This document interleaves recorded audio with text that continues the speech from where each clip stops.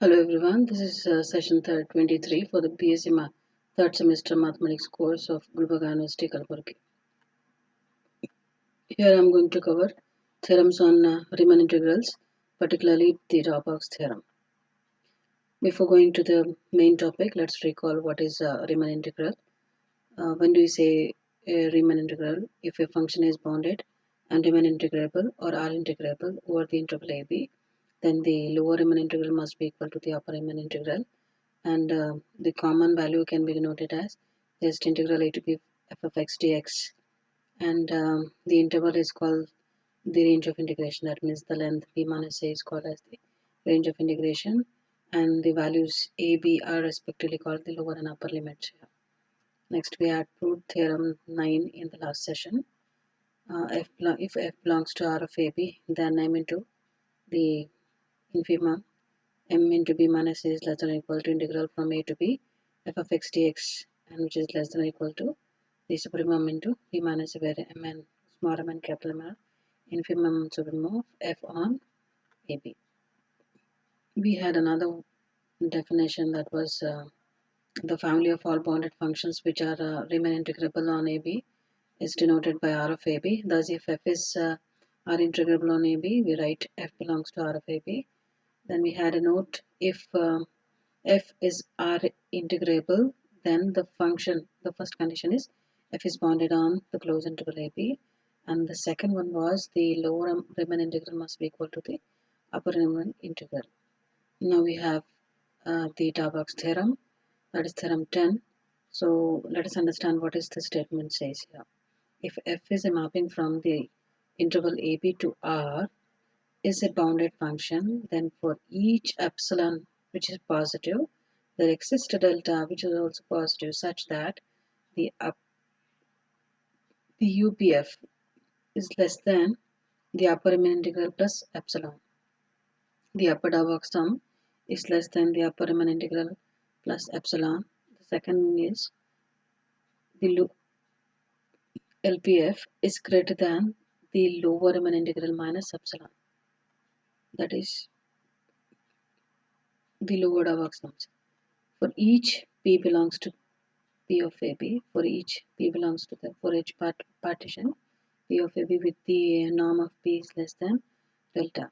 So if it is a bounded function, there is a epsilon which is positive and there is a delta which is also positive, then the UPF has got this value and LPF has got this value, and the norm of P is less than delta. Now let us start the proof.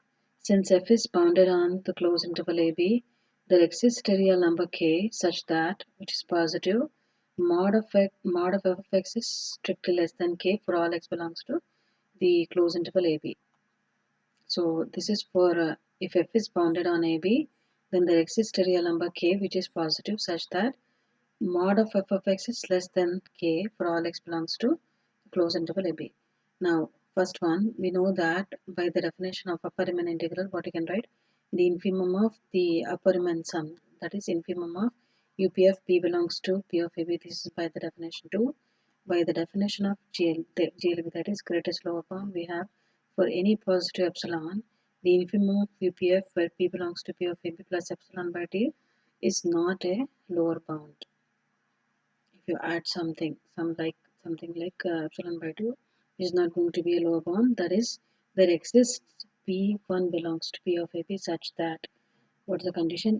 P1 of f is less than infimum of UPF P belongs to P of AB plus epsilon by 2, which implies UPF is less than the lower Riemann integral plus epsilon by 2. Call this as equation 1.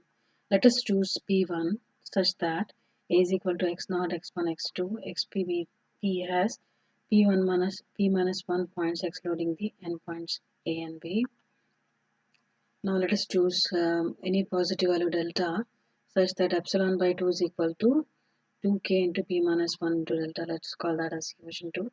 Suppose P is any partition with the norm P which is less than delta, then P may contain some or none of the partition points. Let us say that is XR, where R is running from 1 to 3 to P minus 1 belonging to P1. If suppose P union P1 is equal to P2, then P2 is a refinement of P and contains at most P minus 1 additional points. then consider UPF minus 2k times of this value, 2k times of p minus 1 into delta is less than or equal to up2 of f is less than or equal to up1 of f, which is nothing but, just keep this left side as it is. This RHS will be from the equation 1. This equation we are going to use. This is going to be the upper Riemann integral plus epsilon by 2, that is by equation 1. Now just taking this minus 2kp minus 1 of delta on the right side, so this will be what? Plus, this is with the plus sign, and this value from equation 2 is nothing but is epsilon by 2. So epsilon by 2 plus epsilon by 2 is nothing but epsilon, so that is your equation 3. Similarly, we can go for the second result, that is by the definition of lower Riemann integral we have supremum of LPF where P belongs to P of AB, that is our equation 4. Again by the definition of LUB, that is least upper bound, for any positive value of epsilon, the supremum of LPF where P belongs to P of AB minus epsilon by 2 cannot be the upper bound. There we have considered the, here we have considered the infimum of UPF, here we are considering the supremum of the LPF here. So there exists a partition P1 belongs to P of AB such that LP1 of F is greater than supremum of LPF where P belongs to AB minus epsilon by 2. This is nothing but LP1 of F is greater than, again by the definition. So it will be lower Riemann integral minus epsilon by 2. That is by equation 4. Let us call that as equation 5.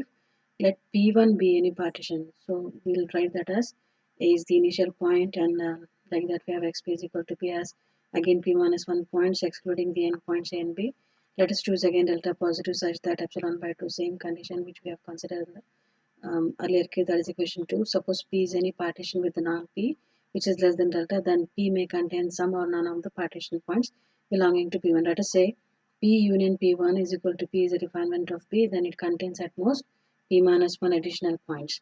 So let us consider LPF plus, there we have considered minus there, here we are considering plus twice of Kp minus 1 into delta, which is greater than or equal to LP2 of F, which is greater than or equal to LP1 of F. By using equation 5, this equation, just keeping the left side as it is and replacing this right side by the equation 5 here. Now shifting this plus 2kp minus 1 on the right side will be minus 2kp minus 1 into delta. This value is nothing but it is minus epsilon by 2. So it minus epsilon by 2 minus epsilon by 2 is nothing but minus epsilon with the norm of P less than delta. That is your equation 7. So the proof of your Darboux theorem. Next we have the multiple choice questions. First one, if f is a mapping from AB to R is a bounded function, then for each epsilon greater than 0 there exists a delta which is positive, and for each P belongs to P of AB with norm of P less than delta such that, this is nothing but the statement of the Darboux theorem. If these two conditions are satisfied, the answer is both A and B. Next we have, as the number of subintervals becomes large, as you increase the number of subintervals as n tends to infinity, then the norm P value must tend to 0 here. So the answer is A here. Next, third one, if f belongs to R of AB, then m into b minus a, that is an infimum value which is less than or equal to the integral a to b. F of x ds is less than or equal to capital M into b minus, where m and small m and capital M are supremum and infimum of f on AB. So the answer is true in this case. So that was theorem 8. Now these are the references. Thank you for watching.